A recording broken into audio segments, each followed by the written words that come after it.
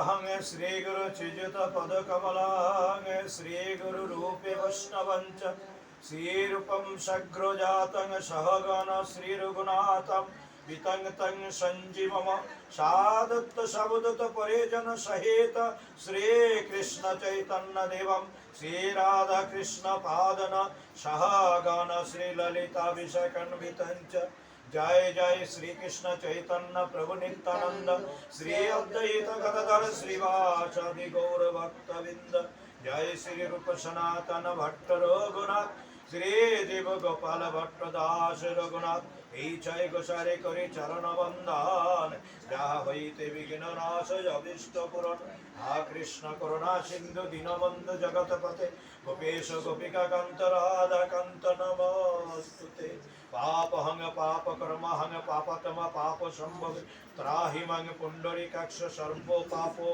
हरो हरि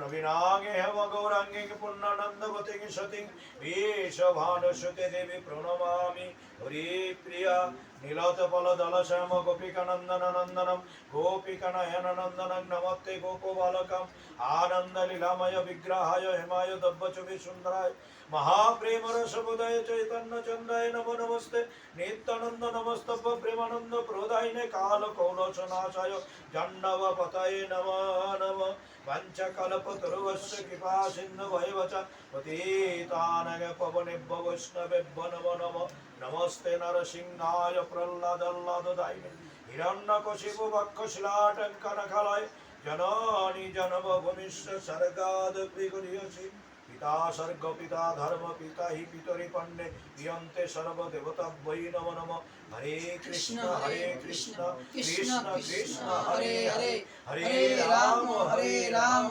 राम राम हरे हरे हरे उपस्थित समस्त भक्त वैष्णवेर चरण कमले আমার দণ্ডবত প্রণতি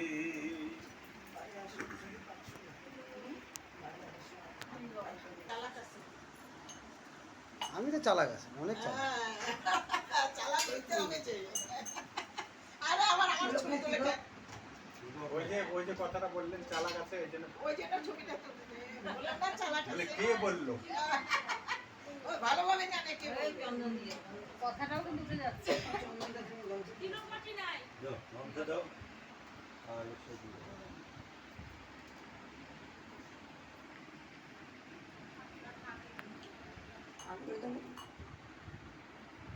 ओम नमो भगवते वासुदेवाय ओम नमो भगवते वासुदेवाय ओम नमो भगवते वासुदेवाय जय निताई जय गौर जय राधेश्याम आज এই বাসগৃহে যিনি কর্তা ছিলেন কত বছর নিত্য লোকে গমন করেছেন তার নিত্য লোকে গমন করার 1 বছর হয়ে গেল তো তাকে তার আত্মার শান্তি এবং গৃহের মঙ্গল কামনায় গৃহের যারা এখন সদস্য আছে তারা এই বাসগৃহে কিছু সাধু বৈষ্ণব এনে একটু ভাগবত কথা কৃষ্ণ কথা আলোচনার মাধ্যমে এই দিনটা যাপন করছেন তারা তা আগামী কাল এবং পরশু ভগবান শ্রীকৃষ্ণের আবির্ভাব তিথি কেমন তিনি জীবকে দয়া করে কৃপা করে এই ধরাধামে অবতীর্ণ হন কেন অবতীর্ণ হন না তার কয়েকটা কারণ আছে বলছে অধর্মের অভ্যুত্থান ধর্মের বিনাশ এবং যখন হয় তখনই ভগবান আবির্ভূত হন কেন না তিনি ভক্তকে বাঁচাতে এবং অভক্তকে দণ্ড দিতে তো ভগবান শ্রীকৃষ্ণ তিনি এই দাপর যুগে আমরা জানি যে তিনি মাতা দেবকীর গর্ভে জন্মগ্রহণ করেছেন। ওহো, এত কথা বললে শুনি। তিনি মাতা দেবকীর গর্ভে জন্মগ্রহণ করেছেন। এবার সবচেয়ে বড় প্রশ্ন আসে, সেটা হলো আমরা এমনিতেই খুব অল্প বুদ্ধি সম্পন্ন ব্যক্তি, এইভাবে যদি আমরা শ্রবণ করি তাহলে আমরা পুরোটাই গুলায় ফেলি যে তিনি দেবকীর গর্ভে জন্মগ্রহণ করেছেন। না, তিনি দেবকীর গর্ভে আশ্রয় নিয়েছিলেন।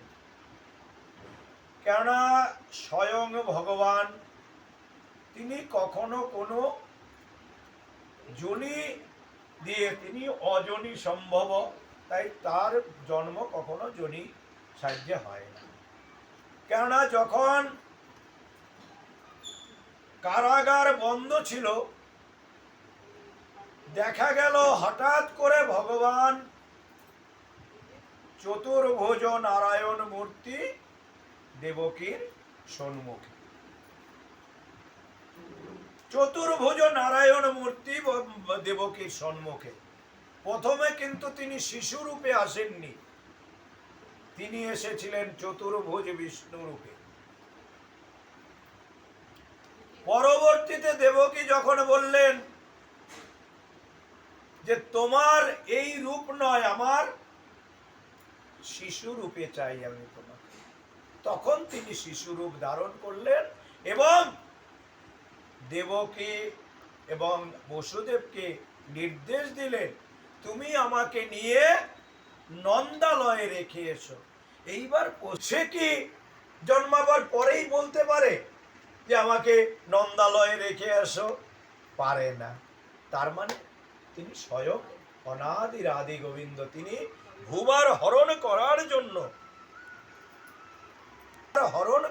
জন্য এই জগতে আবির্ভূত হয়েছিলেন। কেননা কংস আদি দৈত্যরা তখন পৃথিবীতে এমন অত্যাচার শুরু করেছিলেন যে তাদেরকে দমন করার জন্য, এবং সর্বোপরি সেই সময় দুর্যোধন আদি আরো বহুত, শিশুপাল, দণ্ডবক্র, আরো জরাসন্ধের মতন আরো অনেক অনেক দুষ্ট দৈত্য সেই সময় এই দাপরের প্রায় শেষের দিকে তারা এসেছিলেন এবং জগতের যারা ধর্মভীরু মানুষ তাদের উপরে উৎপীড়ন শুরু করেছিলেন। তখনই ভগবান দেবকীর অষ্টম গর্ভে আবির্ভূত হয়েছিলেন। আমি ছোট্ট একটা কথা বলি, সেটা হলো ভগবান জন্মাবার পূর্বে মাতা দেবকীর 6টা সন্তান নষ্ট হয়েছিল। নষ্ট কিন্তু হয়নি, তারা জন্মাবার পরে তাদেরকে কংস বধ করেছিলেন। মায়ের আরো 6টা সন্তান জন্মগ্রহণ করার পরে কংস তাদের নির্বিচারে হত্যা করেছিলেন। এবার আমরা এমনি সাধারণ তথ্যের বিচারে বুঝতে পারি, যেটা আপনারা জানেন, যে তার 6 সন্তানকে হত্যা করেছিল। কিন্তু এটাকে আমরা যদি তত্ত্বতে চলে যাই, তাহলে কেন 6 সন্তানকে হত্যা করলো? কে ছিল এই 6 সন্তান? এরা ছিলেন হিরণ্যকশিপুরের না, কালনেমির পুত্র। তো এরা তত্ত্বের বিচারে এরা আমাদের 6টা রিপু। তত্ত্বের বিচারে এরা 6টা রিপু। কি কি রিপু বলো তো তুমি? 6টা হ্যাঁ, কাম, ক্রোধ, লোভ, মাৎসর্য, আর বাকি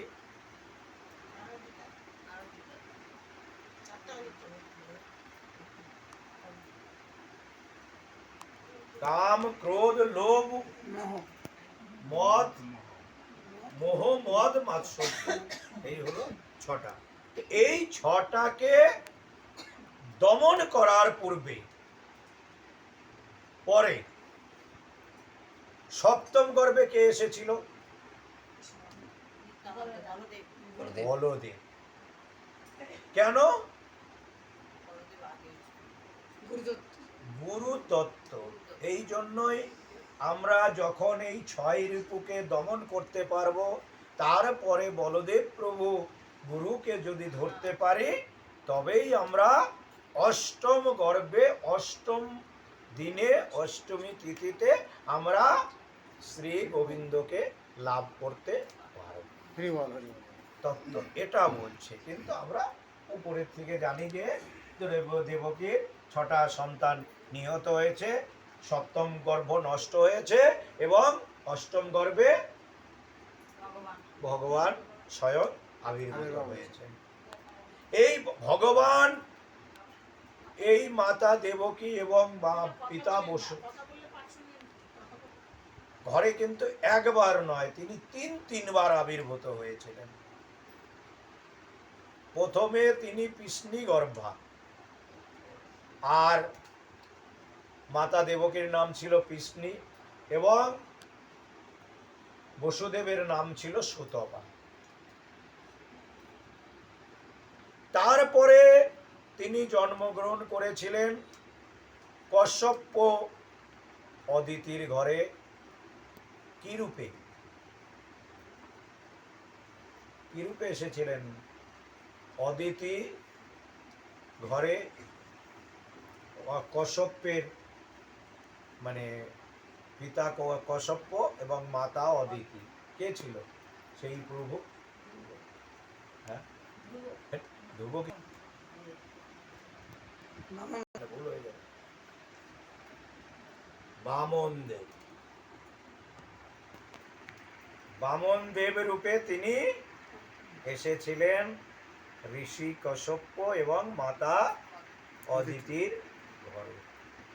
আর তৃতীয় জন্মে তিনি কোথায় এলেন?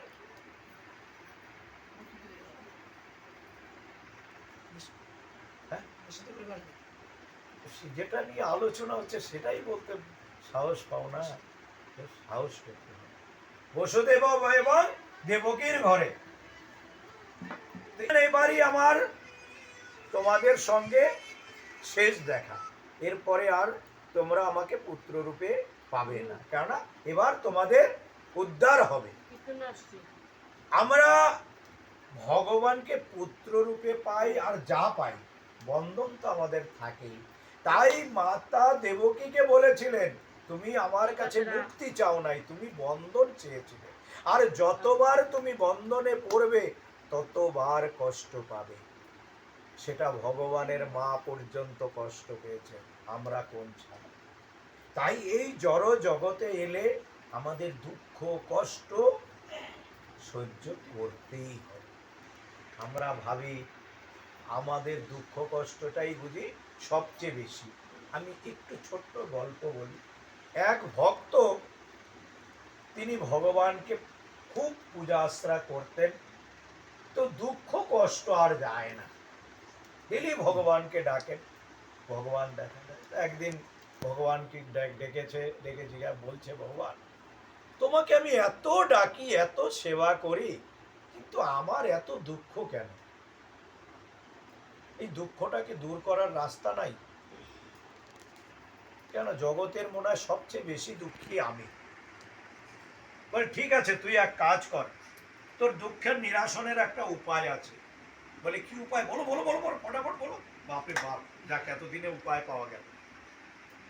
বলে শোন, তুই তোর দুঃখগুলা একটা পটলিতে বাঁধবি, একটা পটলিতে বেঁধে ওই দূরে একটা বট গাছ আছে, ওখানে দেখবি সবার দুঃখ বাঁধা আছে।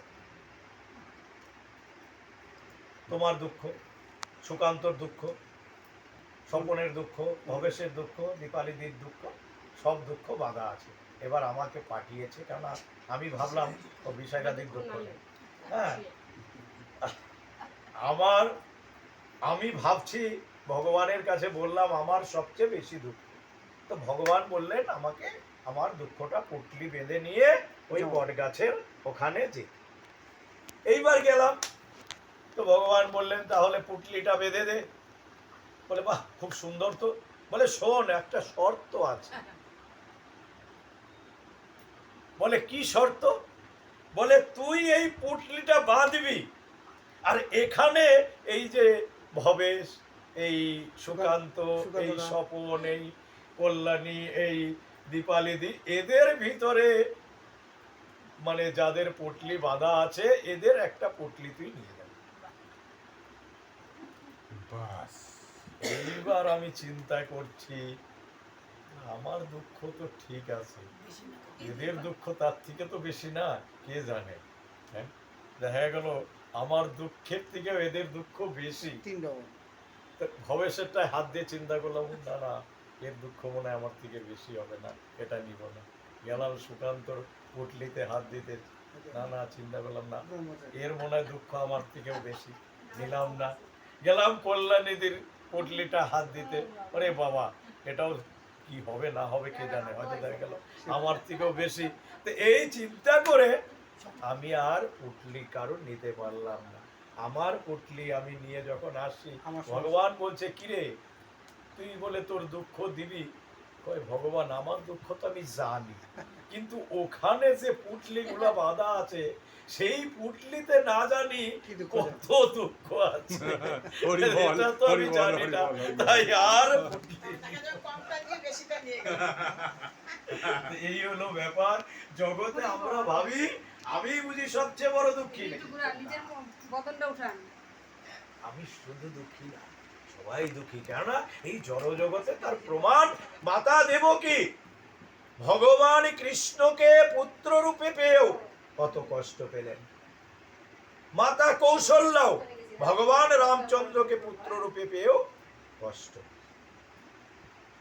সেই জন্য মাগো, এই জড় জগতে এলে দুঃখালয়ম, এই জড় জগৎটাই মনুষ্যলো। ভগবান শ্রীকৃষ্ণ স্বয়ং বলেছেন এই জড় জগৎ হলো দুঃখালয়ম, মানে দুঃখের আলয় এই জড় জগৎ। এখানে সুখ নেই, তবে হ্যাঁ আছে সুখ। কিভাবে আছে? যদি তোমার ভিতরে সন্তুষ্টি থাকে তবেই তুমি সুখী। কিন্তু আমাদের কারো ভিতরে সন্তুষ্টি নাই, কারো ভিতরে সন্তুষ্টি নাই, তাই আমরা সুখী, আমরা বড় দুঃখী। তো সেই দুঃখের থেকে আমাদের বেরোতে গেলে কি করতে হবে? বলছে গঙ্গা পাপং শশী তাপং, মানে গঙ্গা স্নান করলে আমাদের কি যায়? কি যায় আমাদের?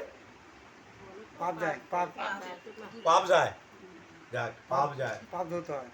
আর চন্দ্র উদিত হলে, মানে শশী মানে চন্দ্র, চন্দ্রের আর এক নাম শশী, তাপ যায়। বলছে আর কল্পতরুর বৃক্ষের কাছে গেলে আমাদের টাকা পয়সা ধন দৌলত চাইলে পাওয়া যায়। বলছে সবগুলো একসঙ্গে পেতে গেলে কোথায় যেতে হবে? হরি বাসরে, হরি কথায়। কেন এখানে আসলে কিছুক্ষণের জন্য হলেও পাপ তাপ দুঃখ জ্বালা যন্ত্রণা সব কিছু ভোলা যায়। একমাত্র এটাই জায়গা যেখানে ত্রিতাব জ্বালা দূর হয়। ত্রিতাব জ্বালা কি কি? আদি ভৌতিক, আদি দৈবিক আর আধ্যাত্মিক, এই তিন জ্বালা দূর হয়। তাই মাগো চেষ্টা করতে হয় একটু ভাগবত কথায় আসতে, একটু ভাগবত কথা শ্রবণ করতে, শুনতে। কেননা একটা কথা জানবেন, শুধু বাড়িতে গৃহে ভাগবত কথা আলোচনা হলো, ভাগবতের আরে কয়েকজন বৈষ্ণব আসলো, সাধু আসলো, ভাগবত কথা আলোচনা হলো, কিন্তু আমি তো কিছুই শুনলাম না, না কাজে লাগবে না। আমাকে সেটা শ্রবণ করতে হবে, তবেই তো কাজে লাগবে। না হলে আমি কেন দিলাম? আমি কেন এই ভাগবত কথা দিয়েছি? আমি তো ওই কীর্তনিয়া দলকে আনতে পারতাম, একটু খোল করতাল বাজাতো, মা এইবার একটু দুধ চা, মা এইবার একটু লাল চা, এক মুঠা বিড়ি, সিগারেট, সলাই, কীর্তন গেয়ে চলে যেত না মা। এটা সেইটা নয়, এখানে কিছু কথা শোনা যায়। কার কথা? কৃষ্ণ কথা। বলবেন কীর্তনীয়ারা কি কৃষ্ণের গান গায় না? অবশ্যই গায়, তাদের সুর আছে, তাদের তাল আছে, সব আছে। আমাদের কিচ্ছু নাই, সুরও নাই, তালও নাই, লয়ও নাই। কিন্তু আমাদের ভিতরে গোবিন্দ একটাই জিনিস দিয়েছে, সেটা হলো সাত্বিকতা, শুদ্ধতা। আর বারবার একটাই কথা বলেছে শাস্ত্র, সেটা হলো সাধু মুখে হরি কথা, অসাধু ব্যক্তির মুখে হরি কথা আর সর্পে উচ্ছিষ্ট দুগ্ধ একই সমান। সাপে যদি যে দুধ খেয়ে যায়, সেই দুধ যদি আপনি খান, সেটা কোনো কাজে লাগবে না। ঠিক সেই রকমই অসাধু ব্যক্তির কাছে কৃষ্ণ কথা শুনলে মাগো সেটা কোনো কাজে লাগে না, সেটা কোনো কাজে লাগে না। তাই চেষ্টা করবে যত সম্ভব একটু হলেও সাধু ব্যক্তির কাছে, শুদ্ধ ভক্তের কাছে ভগবত কথা, কৃষ্ণ কথা শ্রবণ করা। এবার বলবেন আপনারা তাহলে কি গর্ব করে বলছেন? না, গর্বের এখানে জায়গা নেই, গর্বের এখানে জায়গা নাই, কিন্তু শুদ্ধতার দরকার আছে, শুদ্ধতার দরকার আছে। সাত্বিক ভাবে কৃষ্ণ কথা না শ্রবণ করালে, সাত্বিক ভাবে কৃষ্ণ কথা না পাঠ করলে, মাগো শুধু আমি তোমাকে শুনিয়েই যাব না, আমার কিছু হবে না, তোমার কিছু হবে। শুধু সারা জীবন বলছে একবার কৃষ্ণ নামে যত পাপ হরে, জীবের সাধ্য নাই তত পাপ করে। তাহলে মাগো তোমরা তো অনেক কৃষ্ণ নাম শ্রবণ করো, তবুও কেন তোমাদের পাপ হরণ হয় না? দুটো কারণ, এক হয় তুমি শুদ্ধ ভক্তের কাছে ভগবত কথা, কৃষ্ণ কথা শ্রবণ করছো না, দ্বিতীয় নিজে শুদ্ধ হও। দুটো জায়গা শুদ্ধ লাগবে। একটা হলো পাত্র যদি শুদ্ধ না হয়, পাত্র যদি খারাপ হয়, তাহলে সেই পাত্রে যত ভালো দুধই দিক, দুধ কেটে ছানা হয়ে যাবে। তাই নিজের পাত্রটাকেও শুদ্ধ করতে হবে, নিজের পাত্রটাকেও পবিত্র করতে হবে, তবেই সেই পাত্রে এই ভাগবত অমৃত ঢেলে দিলে সেখানে সেটা। কেন এই ভাগবত কথা একবার একটা কথাও যদি তোমার কর্ণমলে যায় শুদ্ধভাবে, সেটাই তোমার ভিতরে। কেন এই ভাগবতের প্রত্যেকটা কথায় কথায় ভগবান বিরাজমান। বললাম একটা কথা, ওই আপনি দুদিন বসছে, কাল গতকালও আগামীকাল আবার পরের দিন। ভগবান বলছে জন্ম আসলে কোন দিনটা নিচ্ছে, সেই হিসেবে তো জন্মাষ্টমী করবে অমাবস্যা। আমি সেটা জানি না, আমি শুনবো না পাঠকের কাছ থেকে। আমি তো জন্মের সময় ছিলাম না, ওটা বলি। তাহলে বলে যে কোন দিন পড়ছে, তার কি জন্মের সময় ছিলাম? কালকের দিনটা পড়ছে না পরের দিন? কালকে তো শাস্ত্র মতে হবে। তো সেসব একসঙ্গে তো পাবে না। আচ্ছা, এইবার আমরা যেটা করব সেটা হলো 6 গোসাইয়ের মত নিয়ে করব। 6 গোসাই যেভাবে বলেছে সেইভাবে, আমাদের গুরুদেব যেভাবে বলেছে সেইভাবে, তারপরে কি কে কি করলো সেটা আমাদের দেখার দরকার নেই। এইবার প্রশ্ন আসে, তাহলে বাকিদের কি বোঝাবা? যারা গৃহী তারা অবশ্যই আগামীকালকে করতে পারে, যারা কখনো বৈষ্ণবতা পালন করে না। আর যারা বৈষ্ণবতা পালন করে, একাদশী যারা গোস্বামী মতে করে, তাহলে তারা কেন এটাকে গোস্বামী মতে করবে না? কৃষ্ণ কখন জন্ম নিয়েছে? আরে কৃষ্ণ তো সেই অনাদির আদি, তার আবার জন্ম কবে? সে তো সবসময়ই জন্ম নিয়ে রেখেছে। তো সেই জন্য তার জন্মের ওই পুঙ্খানু ব্যাপারটা, ওটা আমি তখন ছিলাম না যে জানবো। হ্যাঁ, দ্বিতীয় কথা যে ওইভাবে জানা যাবে না। একটাই কথা, সেটা হলো কালকে সপ্তমী বিদ্যা, অষ্টমী তিথি, তার জন্যই আমরা করব না। আর যারা করবে তারা এই জন্য করবে যেহেতু রোহিণী লেগে গেছে। কিন্তু মজার ব্যাপার আছে আর একটা, অষ্টমী থাকতে রোহিণী লেগে গেলে যত সময় রোহিণী না ছাড়বে পালন করতে পারা যায় না। দুদিন উপবাস করতে হবে ওদের। দুদিন লাগবে। ওদের দুদিন উপবাস করতে লাগবে যদি ওরা নিয়ম মেনে করে।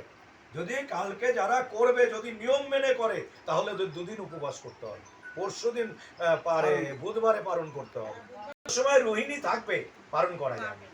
যারা আগের দিন করবে তারাই করবে রাত্রে 1টার পরে। করবে 5টা 23-এর মধ্যে। যারা বুধবারে আরে মঙ্গলবারে করবে তাদের হ্যাঁ। জয় নিতাই। তাহলে দুটো আছে, যেটা করে সেটাতেই হবে। মানে গিরিরা করা কাজ দিয়ে হ্যাঁ গিরিরা আগামীকালই করতে পারে। আমার কাছে অনেকে আসছিল, আমি সবাইকে বলছি তোমাদের লোচে মোচে খা, মন চলে তো যা, এক ভগবান গোবিন্দের জন্মাষ্টমী করবে, কালকে করো আর পরশু দিন করো, করলেই হবে, কিছু করার নাই। কেননা ওদের বেশি নিয়ম শেখাতে গেলে ও বাড়িতে গিয়ে বলবে যে কোন জায়গায় দেখলাম এইটা তোমাদের আমার কথা হলো তোমরা করো, কিন্তু আমাকে আমার গুরুদেবের আশ্রমে যেভাবে করবে আমরা 6 গোস্বামীর মতে চলে, 6 গোস্বামী যেভাবে করে গেছে আমরা সেভাবে। বাকি একটু চৈতন্য চরিতামৃত আস্বাদন করি, কি হয়েছে কিছু কামড় দিই। তার প্রভু শ্রী চৈতন্যকেও নমস্কার করি। শ্রী চৈতন্য মৃত হরিদাসের দেহ কোলে তুলে নেচেছিলেন। দেখো এই জন্মাষ্টমীর বিতর্ক আমি যখন ছোট ছিলাম তখন থেকে দেখেছি। আমার দাদুর কাছে আসতো সবাই সমাধান খুঁজতে, এখন আমার কাছে আসে কিন্তু ওই সমাধান দুটো, তাছাড়া উপায় নেই। আমি সরাসরি বলতেও পারবো না তোমরা বৈষ্ণব মতে করো, আবার সরাসরি বলতেও পারবো না শাক্ত মতে করো। দুটা মত দেখায় দাও, যার যেটা মত আছে সে সেটা করবে, বাস জিনিস কথা। এখানে আমি ছোট্ট দুটো প্রশ্ন করে নিই আপনাদের।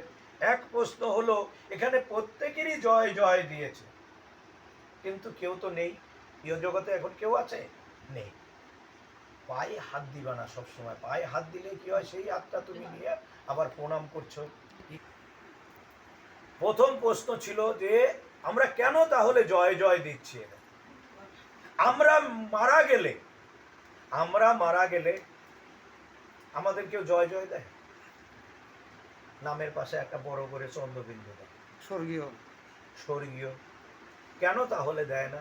ওদের দিচ্ছে আমাদের দেয় না, কারণটা কি? আমি তোমাদের কয়েকবার বুঝিয়েছি। আমরা মানুষের জন্য চিন্তা ভাবনা করতে না, আর আমরা শুধু নিজেরটাই চিন্তা ভাবনা করে পরলোক গমন করি। এটাই হলো কথা। ওরা জগতের জন্য চিন্তা করেছে, আমরা নিজের জন্য চিন্তা করি বলেই তাদের জয় দেওয়া হয়। তাই জন্য তাদের জয় দেওয়া হয়। তো যারা জগতের জন্য চিন্তা করে তাদেরকে জয় জয় দিবে। জয় দেওয়া। আর যারা নিজের চিন্তা করে তাদের ওই স্বর্গীয়। এসব প্রসাদে লিখি চৈতন্য লীলাগুণ।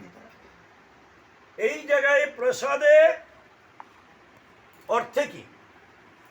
এসব প্রসাদে লিখি চৈতন্য লীলাগুণ। এখানে প্রসাদে অর্থ কি?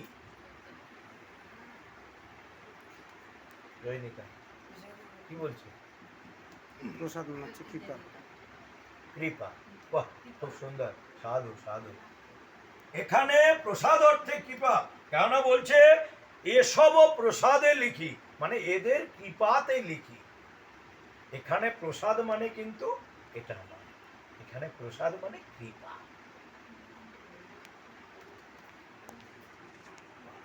এই মতো মহাপ্রভুর নীলাচলে বাস, সঙ্গে ভক্ত গণ লইয়া কীর্তন বিলাস। দিনে কীর্তন, ঈশ্বর দর্শন, প্রসাদ সেবা করতে কেটে যায়। কিন্তু ভগবানের চিন্তা তার বেশি বিরহটা কখন উদয় হয়? রাত্রেবেলায়। মধ্যরাত্রি। কিন্তু আমাদের কি রাত্রেবেলায় ভগবান স্মরণ হয়? কত তাড়াতাড়ি ঘুমাবো সেই চিন্তা করি, না ঘুম হইলে ট্যাবলেট খেয়ে ঘুমাই। সকালবেলা তাড়াতাড়ি উঠতে লাগে। আমি 3 দিনের জন্য গেছিলাম বাইরে, ওই ছাতু আর মুড়ি নিয়ে। এবার এক বাড়িতে দিনহাটা, এক বাড়িতে উঠলাম। তো তো সেই বাড়িতে সবকিছু জোগাড় করে রেখেছেন। রাত্রেবেলায় 9:30টার সময় পৌঁছালাম। তখন গিয়ে রান্না করলাম, গোপালের কাছে নিবেদন করলাম, তারপরে সেবা করলাম। রাত 11:30 বলে গোপালের এটাই ইচ্ছা ছিল, কেননা ঝুলনের সময় গোপালকে কিছু করতে পারি, তাই মনে হয় আপনার পদার্পণ হলো। আর এই তো যাই হোক, এর মধ্যে রাত্রেবেলায় প্রকটিত হয়, আর আমাদের রাত্রেবেলায় নিদ্রায় অস্থির হয়ে থাকি, যার জন্য আপনারা প্রত্যেকেই একটা খুব ভালো জানেন, সেটা হলো অষ্টোত্তর শতনাম। ছোটবেলার থেকে শুনে আসেন। কি বলে? দিন গেল মিছা কাজে, রাত্র গেল নিদ্রে, না ভজিন রাধা কৃষ্ণের চরণারবিন্দে, কৃষ্ণ ভজিবার তরে সংসারে যাইন, মিছা মায়া বদ্ধ হয়ে বৃক্ষ সম হইন। এবার আমার কথা হলো, এখানে শাস্ত্র বলছে দিন গেল মিছা কাজে। দিনের বেলা কত কাজ করি আমরা, তাও শাস্ত্র কিনা লিখছে বলে মিছা কাজ। মিছা কাজ, সত্যি কি আমরা মিছা কাজ করি না আমরা কিছু কাজ করি? কোনটা? মিছা কাজ করি। কেন না? যেই কর্ম আমরা করি দিনের শেষে, দিনের শেষ মানে আমাদের জীবন সায়ঙ্গে এসে পুত্র পরিজন আত্মীয় সবার কাছে একটাই কথা থাকে, সেটা হলো তুমি কি করেছো আমাদের। সারা জীবন আমরা ওই ঘানি টেনে গেলাম, কিন্তু তবুও সায়ঙ্গে এসে আমাদের ওই কথাটাই শুনতে লাগে। তাই বলছে দিন গেল মিছা কাজে, আর রাত্রেবেলায় নিদ্রা যাপন করছি। তাই কুকুর আমাদের সাবধান করছে। দেখবেন রাত্রেবেলায় কুকুর ঘেউ ঘেউ করে। তাই এক ব্যক্তি কুকুরকে বলছে, বেটা তুই রাত্রেবেলায় কেন ঘেউ ঘেউ করিস, আমাদের ঘুমের ডিস্টার্ব হয়। বলে এই জন্য তো ঘুমে আরে ঘেউ ঘেউ করি। বলে কেন? বলে না, তোমাদের স্মরণ করায় দিই যে দিনের বেলায় তো মিছা কাজে কাটাইলা, তো রাত্রেবেলায় একটু গোবিন্দের নাম করো, সেই সময়ে যদি ঘুমায় থাকো, তাই তোমাদের জাগানোর চেষ্টা করি। জীব জাগো, জীব জাগো। হরি বল, হরি তো বল। দেখেন কুকুরও চেষ্টা করছে, কিন্তু আমরা মানুষ হয়ে সেটা চেষ্টা করি। দেখেন আমাদের সেবা করার জন্য কতভাবে আমাদের ভগবান সাহায্য করছে। মা লক্ষ্মী দেবী তুলসী বৃক্ষ রূপে এসে আমাদের সাহায্য করছে, আমাদের ভক্তির দরজা খুলে দেওয়ার জন্য। ভক্তি দেবী রূপে আমাদের গঙ্গা মা স্বয়ং নদী রূপে এসে প্রবাহিত হয়ে আমাদের ভজনের সহায়তা করছে, কিন্তু আমরা যাই না। যমুনা দেবী স্বয়ং নদী রূপে এসেছেন। ভগবান কৃষ্ণচন্দ্র কিভাবে এসেছেন? কিভাবে এসেছেন? নাম রূপে। হরে কৃষ্ণ কৃষ্ণ কৃষ্ণ হরে হরে, হরে রাম রাম রাম হরে হরে। তাহলে ভগবান কিভাবে এলেন? কৃষ্ণ আরে নাম রূপে।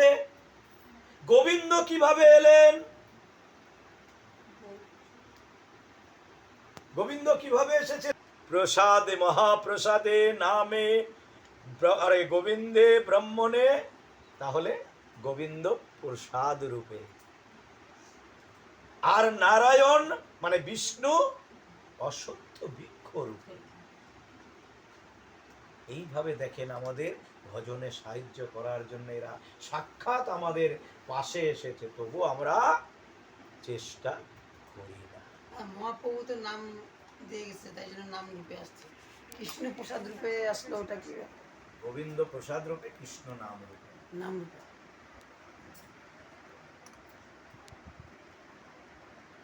বলে স্বরূপ গোসাই আর রামানন্দ রায়, রাত্রি দিন করে দোহে প্রভুর সহায়, একদিন গোবিন্দ মহাপ্রসাদ লইয়া। মা কেন এই নিচু কুলে জন্ম নিলেন? কেন নিলেন?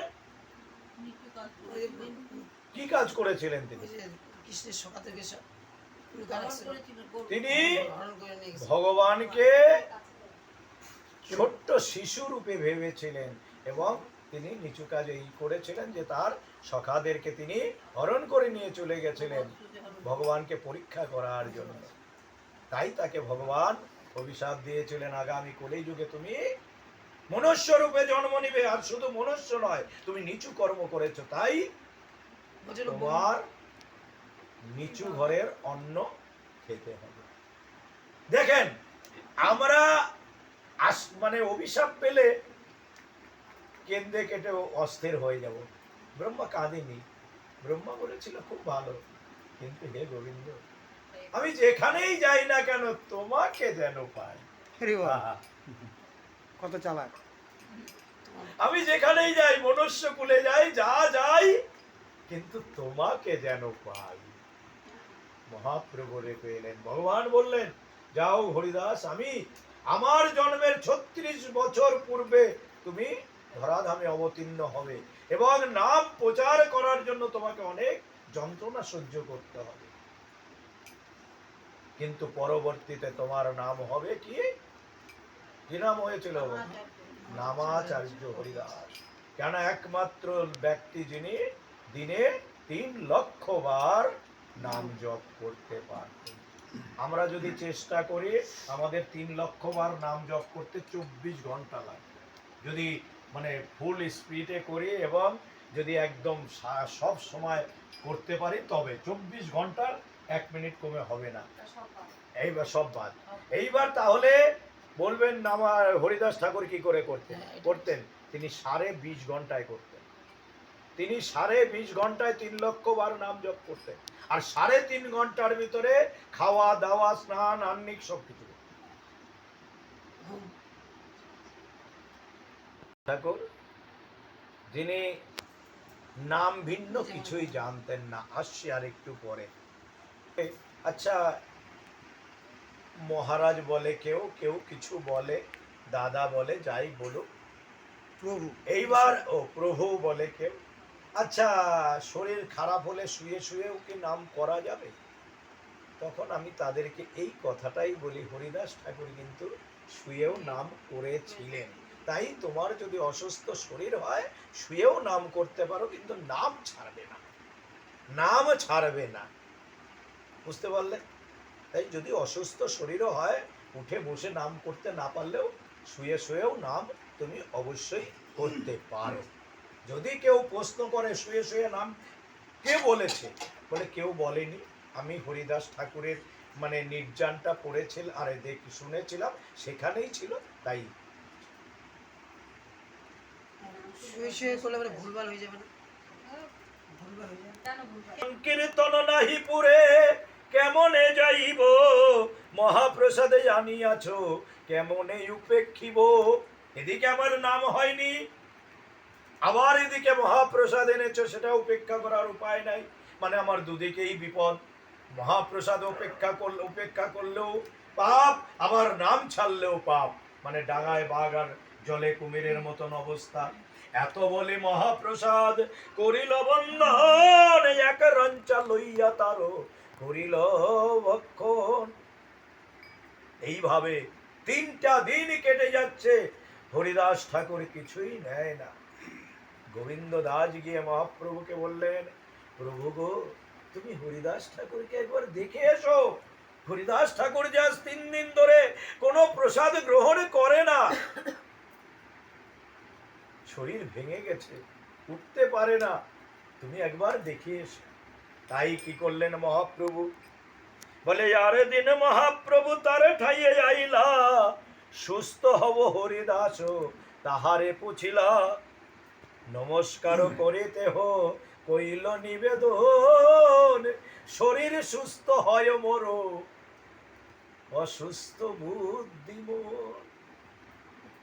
পড়ে আছে বিছানায় শয্যাশায়ী, বলছে প্রভু গো, আমি ভালোই আছি, শরীর সুস্থ আছে, আমার অসুস্থ কি? বুদ্ধি আর মন। মহাপ্রভু বলছে, কেন গো, তুমি শুনলাম আজ 3 দিন ধরে কোনো সেবা নেও না। বলে, সেটাই তো কথা প্রভু, এই যে 3 দিন ধরে সেবা নেই না, তবুও তো আমি বেঁচে আছি। কথাগুলো মন দিয়ে শুনবেন। 3 দিন ধরে আমি প্রসাদে আরে নেই না, আমি খাই না, কিন্তু তবু আমি বেঁচে আছি। কিন্তু প্রভু, আমি যদি একদিন নাম না করি তাহলে যে আমি বাঁচতে পারবো না। হরিবল হরিবল হরিবল। তাই আমি নাম ত্যাগ করতে পারছি না। আর এই জন্যই বলছি যে আমার বুদ্ধি আর মনে খারাপ হয়েছে, এখন আর আমি ঠিক মতন নাম করতে পারি না। আমাদের সেই ব্যাকুলতা আছে কি? নেই মাগো। আমাদের একটাই ব্যাকুলতা, যেদিন মহাপ্রসাদ হয় সেদিন আমরা যাই মহাপ্রসাদে সেবা করি, হরিবল। কিন্তু কয়দিন আমরা ভাগবতে যাই। এখানে স্বয়ং হরিদাস ঠাকুর বলছেন, ওখানে গোপীরা বলেছেন, প্রভু গো তোমার অদর্শনও আমরা সহ্য করতে পারি, কিন্তু তোমার নাম বিনা যে আমরা থাকতে পারি না। তাই যে তোমার নাম অহরহ আমাদের বদনে আসে। তো এই চিন্তা করবেন যে নাম ছাড়া যেন থাকতে না হয়। বলছে প্রসাদ বিনাও আমি বেঁচে আছি, কিন্তু নাম যেদিন আমি ছেড়ে দেব সেদিন আমি। আর গোপীরাও সেই একই কথা বলছে, তোমার অদর্শনও আমরা মেনে নিতে পারি, কিন্তু তোমার নাম বিনা আমরা বাঁচতে পারবো না।